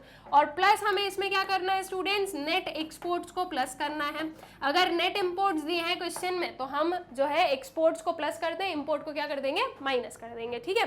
देख लेते हैं क्या क्या चीजें हैं। प्राइवेट फाइनल कंजम्पशन एक्सपेंडिचर 900 ये ले लेंगे, गवर्नमेंट फाइनल कंजम्पशन एक्सपेंडिचर 200 का ये ले लेंगे। चेंज इन स्टॉक आपके पास में -20 है, चेंज इन स्टॉक की जरूरत है हमें, तो इस वाली स्लाइड से ये तीन जो फिगर्स हैं वो हम लोग इंक्लूड करेंगे। उसके बाद में नेक्स्ट वाली स्लाइड पर आए तो net domestic fix capital formation 200 का आ जाएगा, नेट इंपोर्ट्स दैट इज 10, वही चीज मैंने बोली, अगर नेट एक्सपोर्ट्स की जगह पर नेट इंपोर्ट्स दिया है तो आप क्या करोगे, इसे माइनस कर दोगे, यहाँ पर आप कर दोगे माइनस नेट इंपोर्ट्स, ठीक है। तो आप जो हो ये जो नेट इंपोर्ट्स है 10 का इसको माइनस कर दोगे। नेट इनडायरेक्ट टैक्सेस की जरूरत होगी लेकिन बाद में होगी जब हम GDP@MP से NNP@FC में जाएंगे तब। Net factor income from abroad की भी हम बाद में जरूरत पड़ेगी, प्राइवेट इनकम की जरूरत नहीं है। अब देखा जाए तो सब कुछ मिल गया, बस ये डेप्रिसिएशन नहीं मिला है, तो क्या डेप्रिसिएशन को हम 0 अज्यूम कर लें, करो तो करो, नहीं करो तो मत करो। क्यों मत करो, क्योंकि स्टूडेंट्स जब हम GDP@MP से जाएंगे NNP@FC पर तब हमें डेप्रिसिएशन को करना है माइनस, ठीक है। ये ग्रॉस से नेट में जाने के लिए डेप्रिसिएशन को माइनस करना है, यहाँ पर डेप्रिसिएशन को क्या करना है, प्लस करना है। तो अगर यहाँ पर प्लस करना है और यहाँ पर माइनस करना है तो प्लस माइनस का इफेक्ट क्या हो जाएगा, कैंसिल आउट हो जाएगा। इसीलिए जो है डेप्रिसिएशन को अगर हम वहां पर कुछ ना भी कर रहे हैं तो भी चल रहा है, ठीक है। तो वहां पे भी कोई डेप्रिसिएशन नहीं आएगा, यहाँ पर भी कोई डेप्रिसिएशन नहीं आएगा, ठीक है। अल्टीमेटली क्वेश्चन में ही गिवन नहीं है वो हमारे पास में वैसे भी, तो उसे हम जो है 0 ही अज्यूम कर लेते हैं, ठीक है। अब सबसे पहले GDP@MP निकाल लें तो private final consumption expenditure plus government final consumption expenditure plus net domestic fix capital formation, depreciation and change in stock minus net imports, तो इसका इक्वल टू करके ये जो वेरियस फिगर्स है वो लिए हमने 900 plus 200 plus 120 that is your NDFCF। 0 आपका डेप्रिसिएशन हो गया, चेंज इन स्टॉक -20 और ये जो है आपका -10 हम लोगों ने ले लिया है। अब इन दोनों को ऐड कर कर कितना आ गया आपके पास में 1100 आ गया, ये 120 -20 ये ले लिया और ये -10 ले लिया। So this will give you 1100 plus 100 -10, सो आपका अल्टीमेटली आंसर क्या आ गया 1190। अब ये आ गया आपके पास में GDP@MP, इससे आपको क्या फाइंड आउट कर लेना है NNP@FC। तो GDP@MP प्लस ये डोमेस्टिक है, इसको नेशनल में कैसे बदलोगे, net factor income from abroad को प्लस करके, तो इसमें आप प्लस कर दोगे net factor income from abroad, minus कर दोगे नेट इनडायरेक्ट टैक्सेस को, ये MP है ये FC है तो माइनस नेट इनडायरेक्ट टैक्सेस और माइनस डेप्रिसिएशन। 1190 GDP@MP आ गया। NFIA that is net factor income from abroad की वैल्यू कितनी है हमारे पास में -10 है और नेट इनडायरेक्ट टैक्सेस कितने हैं 150 है। ये दोनों वैल्यूज ले लेते हैं और यहाँ पर पुट कर देते हैं, तो 1190 प्लस -10 -150 -0, ये माइनस माइनस प्लस होके -160 बन गया। तो 1190 -160 करेंगे तो 1030 जो है वो वैल्यू आ गई। तो ये बन गई आपकी नेशनल इनकम। तो नेशनल इनकम की वैल्यू कितनी आ गई आपकी 1030 करोड़ की। आई गेस क्वेश्चन जो है वो प्रॉपर्ली आप लोगों को क्लियर हो गया है। बहुत ही इजी था, नेशनल इनकम फाइंड आउट करना था, जो कि हमने फाइंड आउट करके बता दी। अब इसका एक बी वाला पार्ट भी है, वो बता देते हैं। Giving reason categorize the following into stock and flow. ठीक है, आप लोगों के पास में 4 चीजें गिवन है और आपको स्टॉक और फ्लो में जो है इन्हें कैटेगराइज करना है। Capital, saving, gross domestic product and wealth. सबसे पहले आ जाओ कैपिटल पर। कैपिटल क्या होता है? कैपिटल स्टॉक होता है। क्यों होता है? क्योंकि वो हम पर्टिकुलर पॉइंट ऑफ टाइम पर कैलकुलेट करते हैं। This is so because capital is measured at a point of time. उसके बाद में सेविंग क्या है? सेविंग आपकी फ्लो कंसेप्ट होती है, over the period of time हम उसे फाइंड आउट करते हैं। ठीक है, so this is so because it relates to the period of time. All right, next is gross domestic product. पूरे ईयर का निकालते हैं तो क्या आएगा? फ्लो आएगा आपका। is a flow concept because it relates to the time period which is generally 1 fiscal year। और wealth क्या होती है? wealth आपकी stock concept होती है। ठीक है, तो wealth is stock because it is measured at a particular point of time। all right, I guess ये जो क्वेश्चन है ये क्लियर हो गया है प्रॉपरली। अब आ जाते हैं 18th क्वेश्चन पर, जो कि हमारे सेक्शन बी का है of Indian economic development. Read the following statement 1 and 2 and choose the correct alternative. ठीक है, स्टेटमेंट देखते हैं। स्टेटमेंट 1 है, under economic reforms of privatization the business and production units were given freedom to import capital goods to upgrade their technology। Statement 2 है, under economic reforms of liberalization the need for licensing was abolished। क्या ये दोनों statement true है या false है, या कोई C true है कोई सी फॉल्स है? तो स्टूडेंट्स जो दोनों स्टेटमेंट्स गिवन है हमारी वो सही है, बिल्कुल जो है आपकी ये दोनों स्टेटमेंट्स क्या हैं? Statement 2 is the correct statement and statement 1 जो है वो आपकी करेक्ट स्टेटमेंट नहीं है। क्यों नहीं है? बात क्या कर रहा है स्टूडेंट्स? प्राइवेटाइजेशन की। प्राइवेटाइजेशन में क्या होता है? प्राइवेटाइजेशन में जो पब्लिक एंटरप्राइजेज हैं उसे प्राइवेट एंटरप्राइजेज में कन्वर्ट किया जाता है। यहाँ पर जो स्टेटमेंट 1 है वो क्या बोल रही है कि प्राइवेटाइजेशन का जो रिफॉर्म था उसमें जो बिजनेस और प्रोडक्शन यूनिट्स हैं they were given freedom to import capital goods to upgrade their technology. ये तो एक काइंड हम क्या बोल सकते हैं? लिबरलाइजेशन था, क्योंकि लिबरलाइजेशन इज व्हाट की ये जो एक्सेसिव रिस्ट्रिक्शंस है उनको हटाना, और प्राइवेटाइजेशन का मतलब है कि पब्लिक सेक्टर को प्राइवेट सेक्टर में कन्वर्ट करना है, पब्लिक सेक्टर अंडरटेकिंग को जो है प्राइवेट अंडरटेकिंग बनाना। तो इसका मतलब कि स्टेटमेंट 1 जो है वो फॉल्स है और स्टेटमेंट 2 जो है वो क्या है? ट्रू है। तो इसलिए आपका जो ऑप्शन डी है ओनली स्टेटमेंट 2 इज ट्रू, ये हमारा करेक्ट ऑप्शन बनेगा। ठीक है, फिर आ जाओ नेक्स्ट क्वेश्चन पर। India entered the dash stage of demographic transition after the year 1921। Options are 4th, 2nd, 3rd and 1st। तो 21, ठीक है। तो 1921 का जो डेमोग्राफिक ट्रांजिशन था उसमें इंडिया कौन से पर्टिकुलर स्टेज में एंटर किया था? So that was the 2nd stage. तो आपका करेक्ट ऑप्शन क्या है? और option B would be the correct option. Next पर आते हैं, असर्शन रीजन बेस्ड क्वेश्चन है, देखते हैं क्या गिवन है। India became an exporter of primary products and the importer of finished consumer goods and capital goods produced in Britain. क्या assertion true है स्टूडेंट्स? बिल्कुल ट्रू है। जो रीजन में लिखा हुआ है वो पढ़ते हैं। Restrictive policies of commodity production, trade and tariff pursued by the colonial government adversely affected the structure, composition and volume of India's foreign trade. क्या ये भी सही है? ये भी बिल्कुल सही है। अब अगर दोनों ही ट्रू होता है तो हमें क्या देखना है कि क्या ये जो रीजन है ये इस असर्शन का करेक्ट रीजन है या उसका करेक्ट एक्सप्लेनेशन है। तो आपका करेक्ट ऑप्शन क्या आ जाएगा? यार option A, that is yes, assertion और रीजन दोनों ट्रू है और जो रीजन है वो आपके असर्शन का करेक्ट एक्सप्लेनेशन भी है। ठीक है, करेक्टली एक्सप्लेन क्यों कर रहा है? क्योंकि देखो जो आपका ये चीज़ थी इसकी वजह से फॉरेन एक्सचेंज, जो हमारा फॉरेन एक्सचेंज रेट था उस पर एडवर्स इफेक्ट हुआ ही था, और ये एक काइंड ऑफ फॉरेन एक्सचेंज का जो एडवर्स इफेक्ट है वही हमें यहाँ पर शो किया जा रहा है। ठीक है, तो आई गेस आप लोगों को क्लियरली समझ में आ गया है कि इसका आंसर ए ऑप्शन क्यों हुआ। ठीक है, उसके बाद में आ जाओ, इसी का एक और वाला आंसर है, और वाला क्वेश्चन है, उसे देखते हैं. So assertion is given the major policy initiatives, that is land reforms and green revolution, helped India to become self-sufficient in food grains production. जो मेजर पॉलिसी इनिशिएटिव्स थे लाइक जो लैंड रिफॉर्म्स और green revolution थे, उसने India को help किया है self sufficient बनने में इन फूड ग्रेन्स प्रोडक्शन में. क्या ये ट्रू है? यस, बिल्कुल ट्रू है. रीजन में लिखा है the proportion of people depending on agriculture did not decline as expected. जो प्रपोर्शन ऑफ पीपल है जो कि एग्रीकल्चर पर डिपेंड कर रहे हैं, वो जितना एक्सपेक्टेड था उतना डिक्लाइन नहीं हुआ. क्या ये भी सही है? Yes, this is also true. But ये जो रीजन है ये इस असर्शन को एक्सप्लेन नहीं कर रहा है, राइट? दोनों बात कर रहे हैं एग्रीकल्चर सेक्टर की ही, लेकिन दोनों अलग अलग एस्पेक्ट में बात कर रहे हैं. तो आपका करेक्ट ऑप्शन क्या हो जाएगा? और option B, that is both assertion and reason are true and reason is not the correct explanation of assertion. ठीक है, तो option B would be the correct option. Next पर आते हैं. असर्शन गिवन है every year government fixes a target for disinvestment of public sector enterprises. Reason is disinvestment is an excellent tool for discarding the loss incurring public sector enterprises. क्या दोनों ही चीजें सही है आपका असर्शन और रीजन? तो yes, दोनों ही आपके पास में ट्रू गिवन है. क्या ये रीजन इस असर्शन को एक्सप्लेन कर रहा है स्टूडेंट्स? नहीं, दोनों अलग अलग चीजें बात कर रहा है.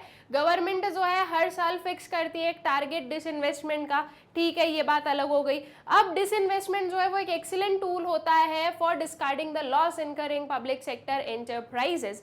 तो क्या वो डिसइन्वेस्टमेंट का टारगेट इसलिए फिक्स करती है? तो उसलिए नहीं फिक्स करती है. दोनों चीजें क्या कर रहा है? थोड़ी सी अलग अलग बातें कर रहे हैं. तो अकॉर्डिंगली आपका जो करेक्ट ऑप्शन है वो क्या बनेगा? यार option B, that is both assertion and reason are true and reason is not the correct explanation of assertion. ठीक है, फिर आते हैं नेक्स्ट वाले क्वेश्चन पर. From the set of events और systems given in column 1 and corresponding relevant fact given in column 2 about China, choose the correct pair of statement. ठीक है, आपके पास में कॉलम ए और कॉलम बी में चाइना के कुछ जो है इवेंट्स और फैक्ट्स गिवन है, तो जो करेक्टली मैच्ड आपका पेयर है वो आपको बताना है.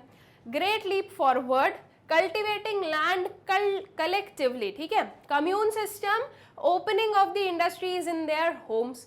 अगर ए और बी, ये A1 B2 को अगर देखें तो यहाँ पर कॉन्ट्राडिक्शन नहीं हो रहा है. ये जो B है वो सॉरी जो A है वो 2 पे इसका जो है सही पेयर बन रहा है और B जो है उसके बारे में 1 में लिखा हुआ है. तो इससे क्लियरली क्या समझ में आ गया कि A1 और B2 ये दोनों तो हमारे गलत पेयर है.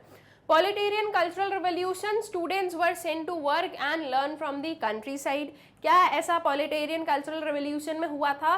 बिल्कुल हुआ था. ठीक है, उसके बाद में इकोनॉमिक रिफॉर्म्स इन चाइना 1988. कब आए थे इकोनॉमिक रिफॉर्म्स चाइना में? दैट वर इन 1978. 1988 में कहाँ पर आए थे रिफॉर्म्स? पाकिस्तान में आए थे. ठीक है, तो आपका जो D4 है ये भी क्या है? गलत है. तो आपका करेक्टली मैच्ड पेयर कौन सा हुआ? C3. ठीक है, that is proletarian cultural revolution, students were sent to work and learn from the countryside. तो C3 would be the correct option, that is option C would be the correct option. ठीक है, next question पर आते हैं. Assertion है every year government fixes a target for disinvestment of public sector undertaking. Reason है disinvestment is an excellent tool for discarding the loss incurring public sector enterprises. Correct answer would be option B. ये question repeat हो गया है लेकिन I guess कि वो इतना जो है मैटर ऑफ कंसर्न नहीं होगा. हम लोग वैसे भी बहुत सारे क्वेश्चन नंबर ऑफ क्वेश्चंस को सॉल्व कर रहे हैं, तो कभी अगर ऐसी मिस्टेक्स हो भी जाती है तो आई लाइक फील दैट आप लोग जो हो इसे क्या कर सकते हो? इग्नोर कर सकते हो. ठीक है, आ जाते हैं नेक्स्ट वाले पर. दो स्टेटमेंट्स हमारे पास में. स्टेटमेंट 1 है India announce the non new economic policy in 1991 consisting of wide range of economic reforms. India जो है उसने अनाउंस किए थे अपने जो न्यू इकोनॉमिक पॉलिसी है 1991 में, जिसमें कि बहुत ही wide range of economic reforms जो है ये थे. क्या ये सही है? Yes, this is true.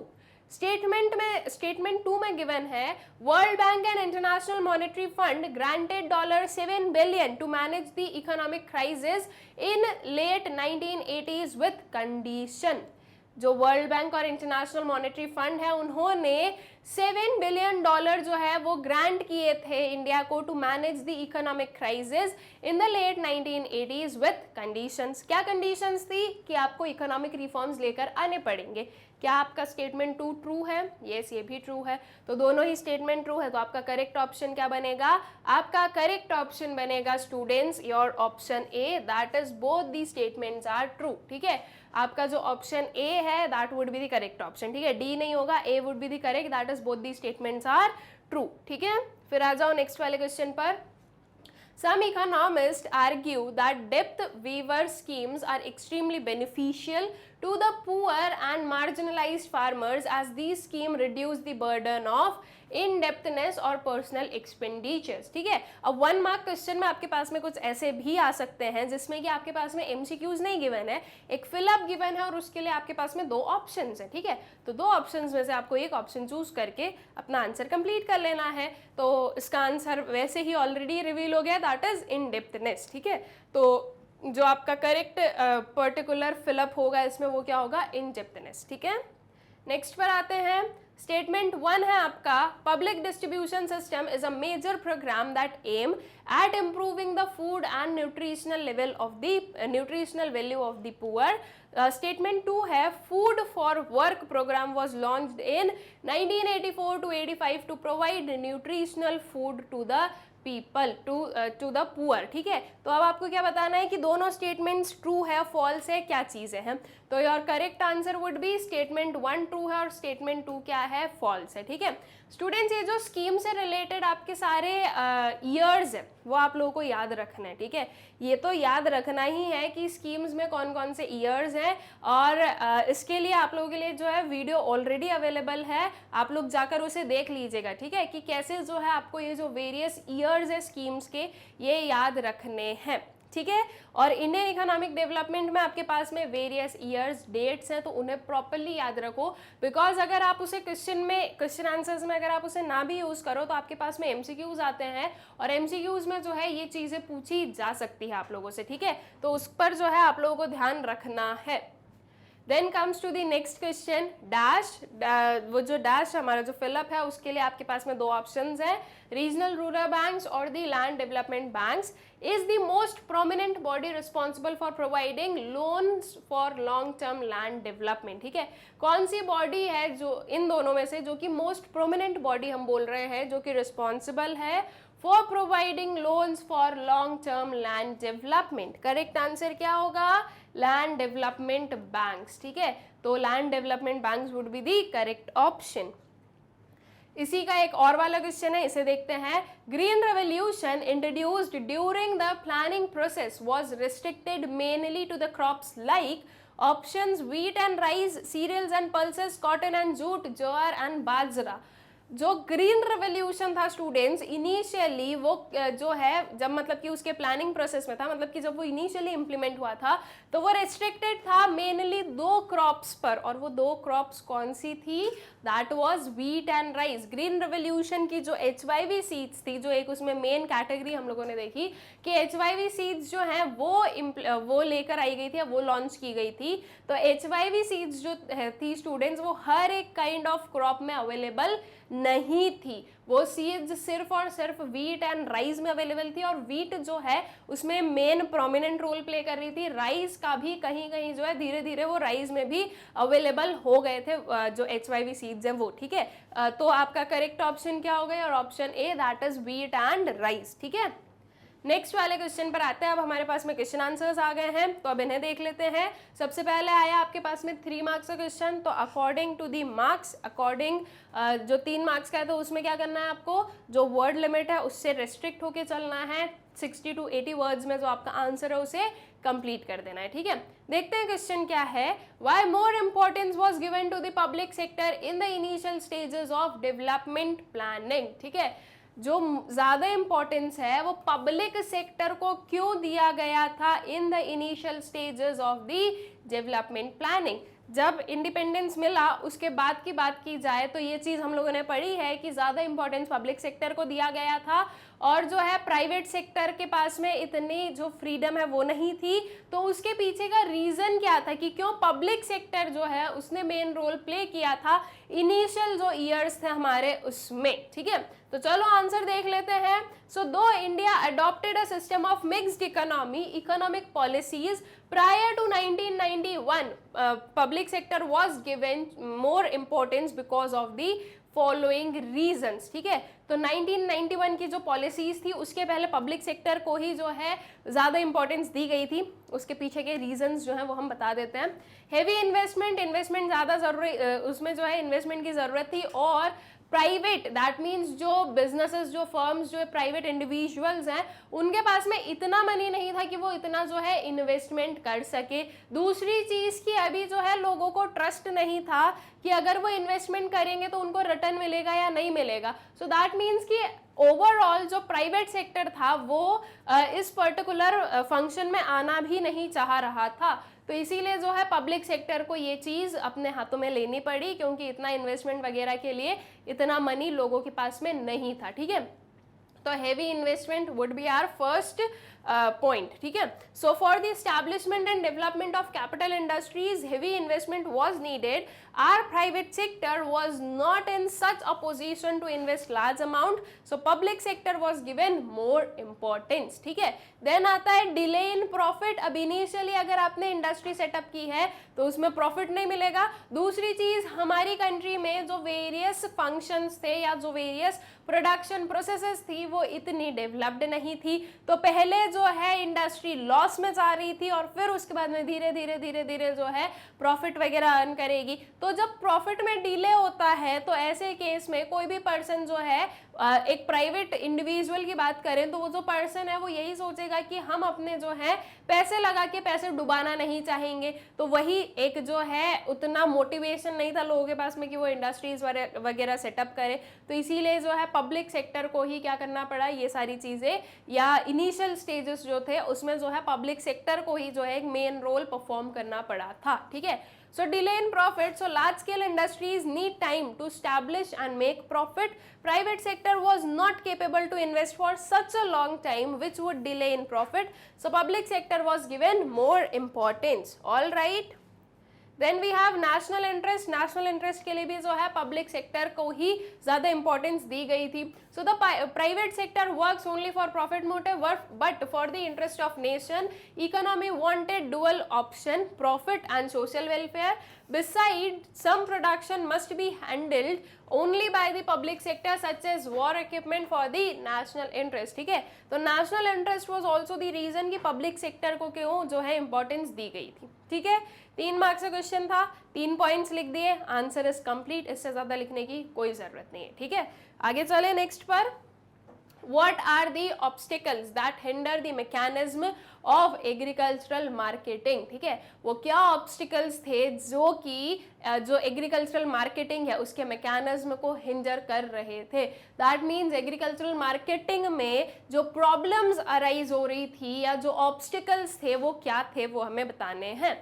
So prior to independence, farmers while selling their produce to traders suffered from faulty weighing and manipulation of the accounts, ठीक है। तो first obstacle was what? faulty weighing और जो manipulation है वो, ठीक है, ये एक ऑब्स्टिकल हो गया। उसके बाद में farmers who did not have the required information on prices prevailing in markets were often forced to sell at low prices। तो यहाँ से जो आपका सेकेंड वाला पॉइंट है वो क्या बनता है, जो प्रॉपर रिक्वायर्ड इंफॉर्मेशन है उसकी कमी, ठीक है, that is lack of information.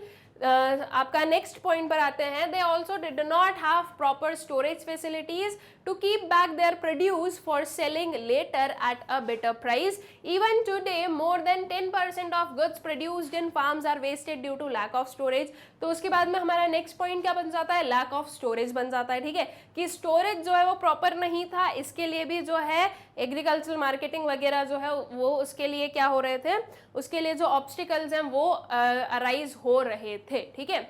Therefore, state intervention became necessary to regulate the activities of the private traders. The need for government intervention is imminent, particularly when a large share of agricultural products is handled by the private sector.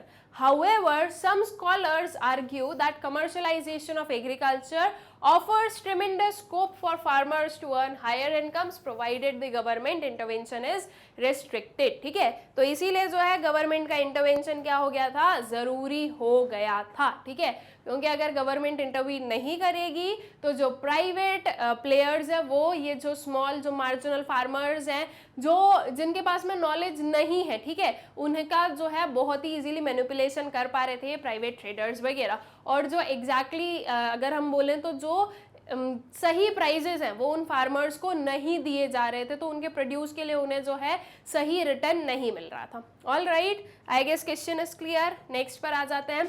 अब next में इसी का एक और वाला question है, उसे देखते हैं.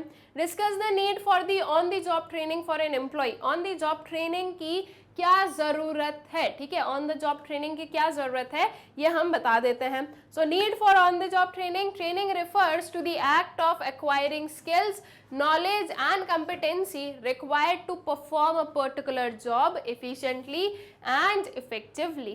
On the job training is very significant as it imparts the employee with necessary skills that are required for the job and enhances the state of capital formation in the country.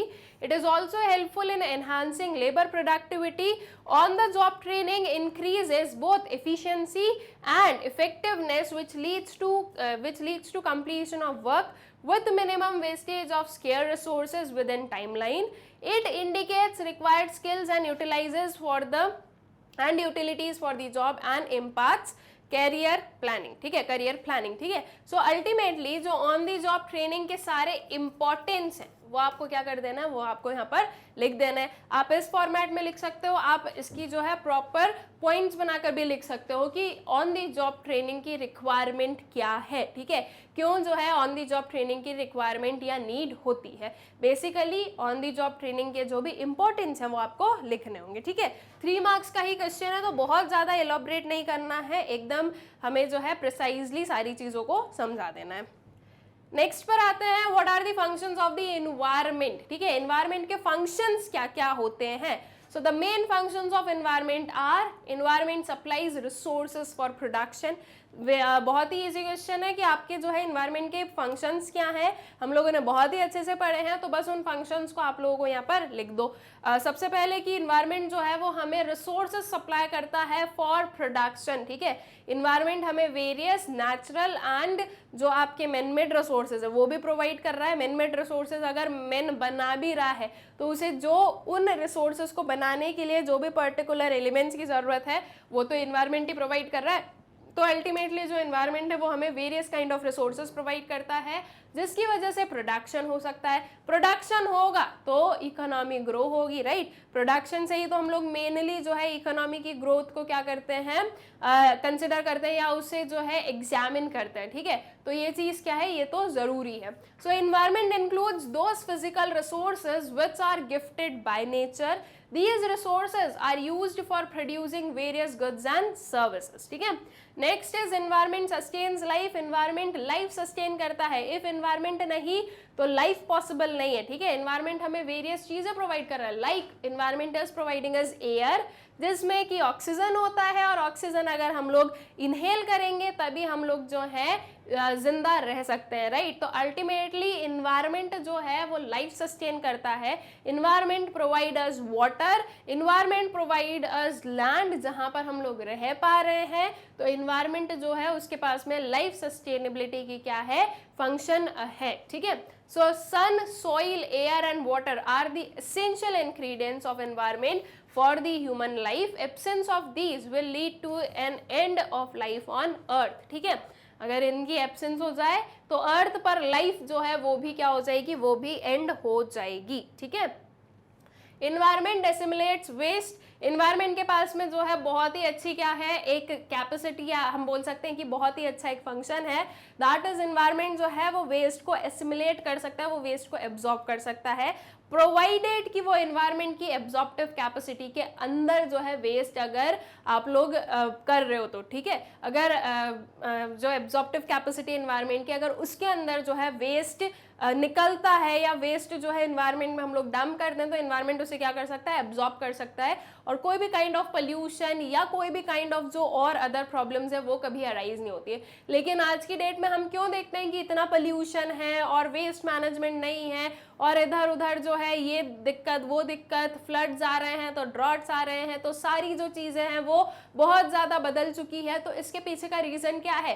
We are only the reason for this. हम लोग जो है बिल्कुल भी properly जो है waste को manage नहीं करते हैं, जो आपके नॉन रिन्यूएबल रिसोर्सेज हैं उन्हें ज़्यादा यूज़ करते हैं, जिसकी वजह से वो क्या नहीं हो पाते हैं, वो डिस्पोज ऑफ प्रॉपरली हो नहीं पाते हैं और उनका जो है प्रॉपर डिग्रेडेशन नहीं हो पाता है। ठीक है, सो अल्टीमेटली जो है इन सारी चीज़ों की वजह से जो एडवर्स एनवायरमेंट इफेक्ट्स है वो हमें देखने को आज की डेट में मिल ही रहे हैं। ठीक है, तो production and consumption activity generates waste. It is generally in the form of garbage which is absorbed by the environment provided the waste generation is within the absorptive capacity of the environment. ठीक है, ये particular चीज भी आप इसके आगे add कर दीजिएगा। Then environment enhances quality of life. So environmental surroundings include a river, ocean, mountains and deserts. Men enjoy these surroundings adding to the quality of his life. ठीक है, इन्वायरमेंट जो है वो हमें एस्थेटिक जो सर्विसेज है वो भी प्रोवाइड करता है एंड उसकी वजह से हमारी जो क्वालिटी ऑफ लाइफ है वो भी क्या होती है, वो भी एनहांस होती है। तो 4 मार्क्स का क्वेश्चन था, 4 पॉइंट्स हम लिख देंगे, हमारा जो आंसर है वो क्या हो जाएगा, कंप्लीट हो जाएगा। ठीक है, देन आते हैं नेक्स्ट वाले क्वेश्चन पर। Compare and contrast the development of India, China and Pakistan with respect to some salient human development indicators. ठीक है, जो कुछ ह्यूमन डेवलपमेंट इंडिकेटर्स हैं उनके बेसिस पर हमें इंडिया, चाइना और पाकिस्तान का जो डेवलपमेंट था उसे कंपेयर करना है और उस पर जो है एनालिसिस जो है वो भी प्रोवाइड करने हैं। ठीक है, तो the following are the indicators of human development. Human development के इंडिकेटर्स क्या होते हैं वो हम सबसे पहले बता दें। तो लाइफ एक्सपेक्टेंसी रेशियो हो गया, अडल्ट लिटरेसी रेट हो गया, infant mortality rate, percentage of population below poverty line, GDP per capita, percentage of population having access to improved sanitation, percentage of the population having access to the improved water sources. ठीक है, so these are some of the indicators of human development index. ठीक है, now इन्हें हमें करना क्या है, इन्हें हमें कंपेयर करना है। ठीक है, so on the basis of individual indices of these parameters a human development index was constructed. The higher the value of HDI, higher will be the level of growth and development of the country. The ranking are accorded to the countries as per their HDI. In China ranked 81, India 128th and Pakistan 136th. High ranking of China is due to the higher GDP per capita. Moreover, one child norm led to sustained rise in the GDP. Consequently, China was ranked higher than India and Pakistan in HDI. ठीक है, अब हुआ ये कि अगर मान लो आपको ये सारी चीज़ें याद नहीं है, ठीक है, अगर मान लो कि आपको एक एक जो हमारे एस्पेक्ट है उस पर याद नहीं है कि इंडिया का कितना परसेंटेज था, चाइना का कितना था और पाकिस्तान का कितना था, तो कुछ इस वे में आप आपके आंसर को कंप्लीट कर सकते हो। आपने बता दिया कि ये पर्टिकुलर जो है क्या होते हैं, मेजर्स होते हैं जिनके बेसिस पर हम जो है फाइंड आउट कर सकते हैं या बता सकते हैं कि एचडीआई कैसा है। ठीक है, या जो ह्यूमन डेवलपमेंट है वो कैसा है एक इकोनॉमी में, एक कंट्री में। लेकिन अब सारी चीज़ें तो आपको याद नहीं है, आपको एचडीआई जो रैंक है वो याद रह गई, तो आपने जो है प्रॉपरली क्या किया, इस वे में आपके जो आंसर है उसको आपने कंप्लीट कर दिया। तो इसमें जो है ये भी नहीं रहेगा कि आपने कुछ गलत लिखा है और ये भी नहीं रहेगा कि आपने जो है आंसर को कंप्लीट नहीं किया है। ऑल राइट, आई गेस समझ में आ गया आप लोगों को कि अगर जो है हमें एक वे से आंसर नहीं आता है तो उसे दूसरे वे में कैसे कन्वर्ट करना होता है जिससे कि हमारा आंसर कंप्लीट भी हो जाए और इनकरेक्ट भी ना हो। ठीक है, तो I guess this is clear. अब इसी का और वाला क्वेश्चन देख लेते हैं। What similar development strategies have India and Pakistan followed for their respective developmental paths? ठीक है, क्या जो है similar development strategies जो है जो कि इंडिया और पाकिस्तान ने फॉलो की थी for their respective developmental paths? ठीक है, देख लेते हैं, India and Pakistan both have followed a similar developmental strategy. The main similarities between the developmental strategy can be summed up as India and Pakistan both have started their developmental programs based on economic planning soon after their independence in 1947.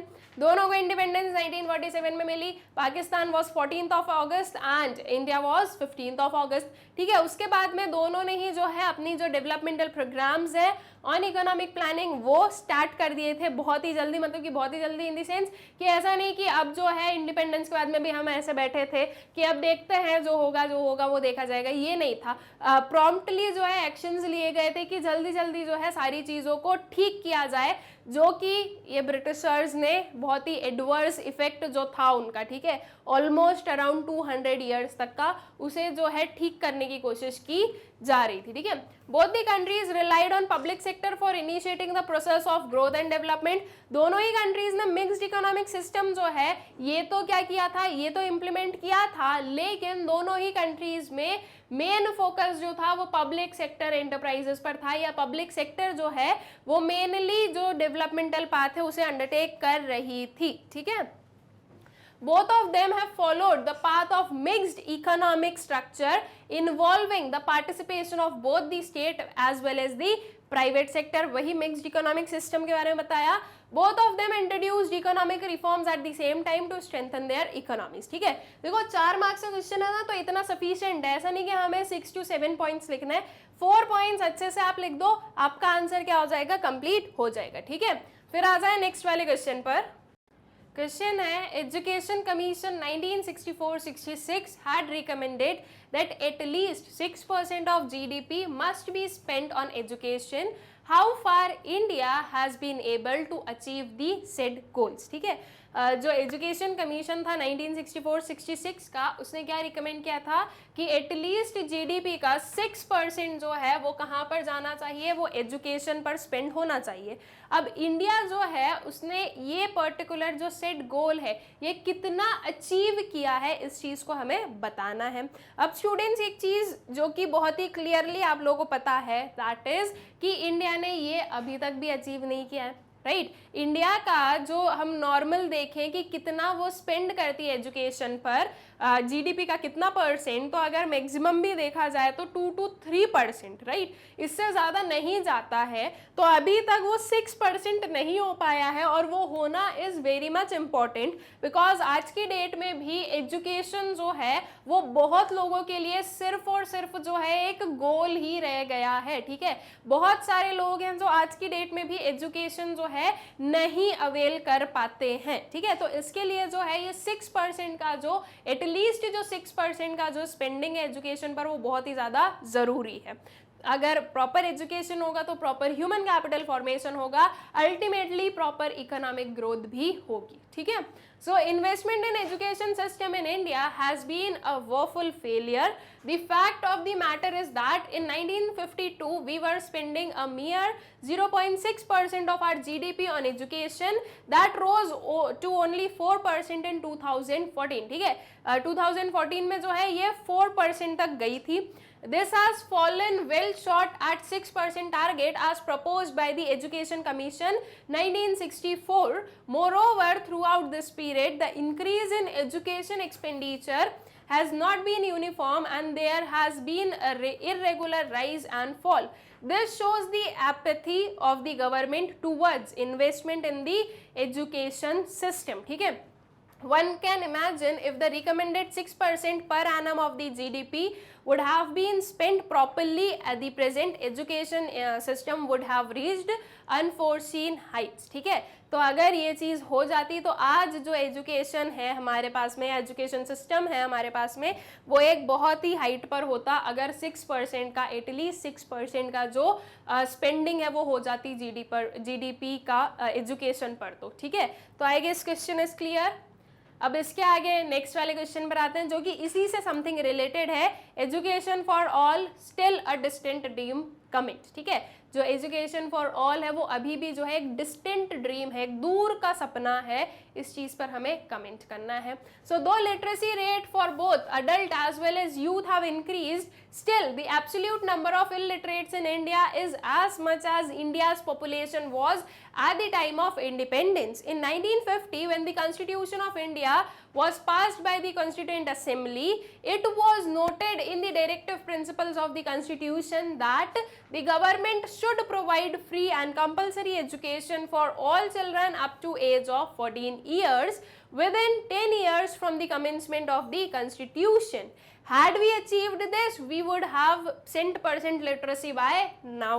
Therefore, we cannot be complicit about the upward movement in the literacy rates, and we have miles to go in achieving cent% adult literacy. All right, तो जो literacy for all है वो आज भी distant dream क्यों है?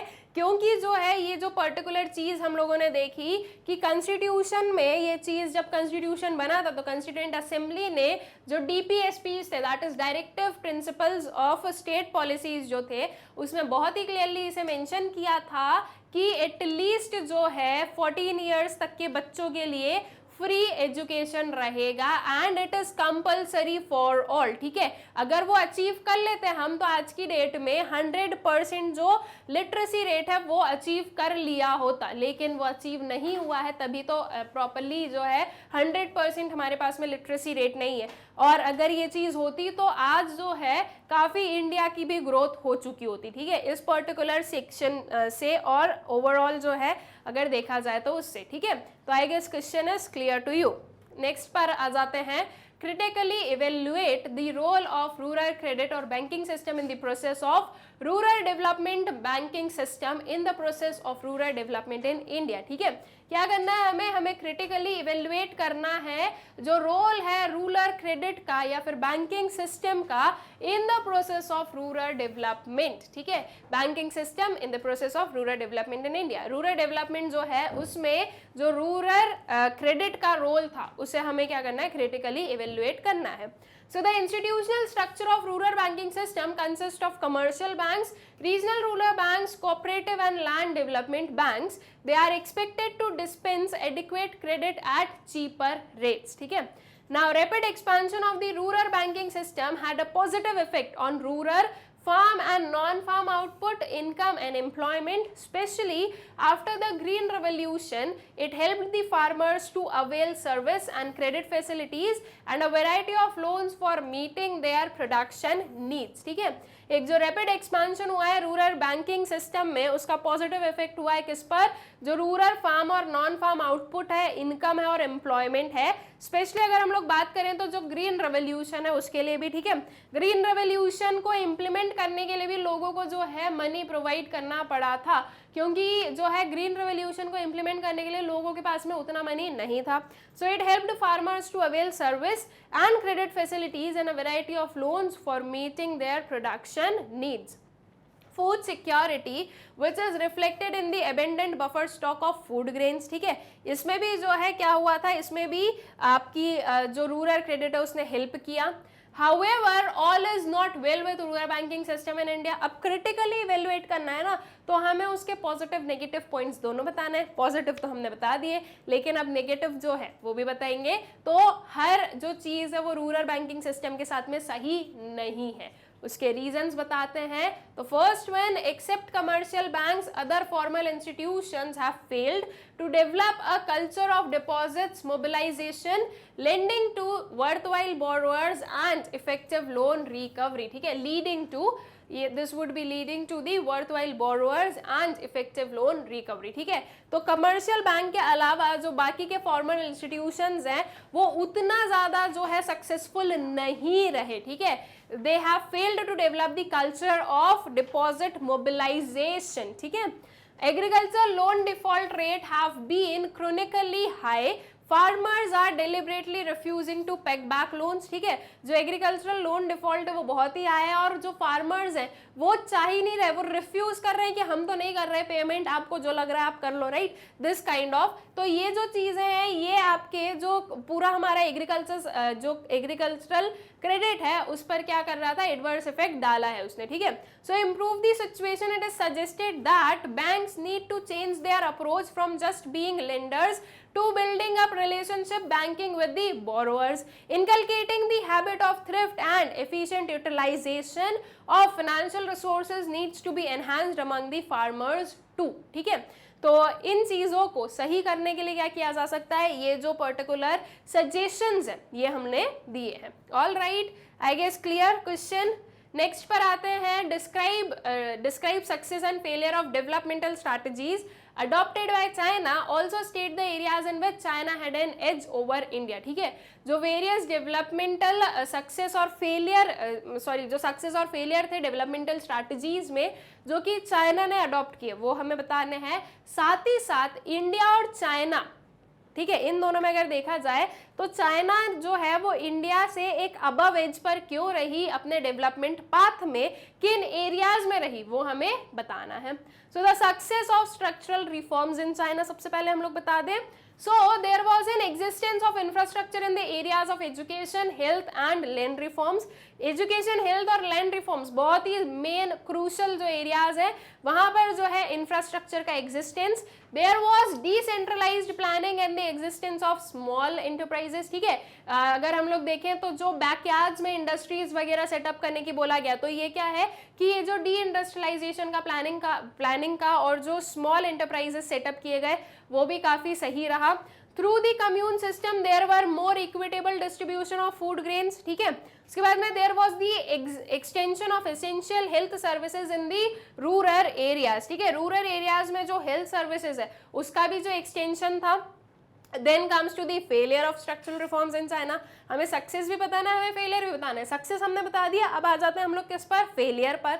सो there was a slow pace of growth and lack of modernisation in the Chinese economy under Maoist rule, ठीक है।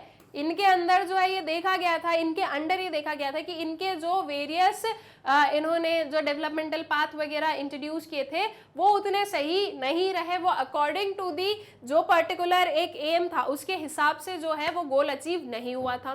The Maoist vision of economic development based on decentralisation, self sufficiency and shunning of foreign technology had failed. Despite extensive land reforms, the Great Leap Forward and other initiatives, the per capita output in 1978 were same as in the mid 1950s, ठीक है।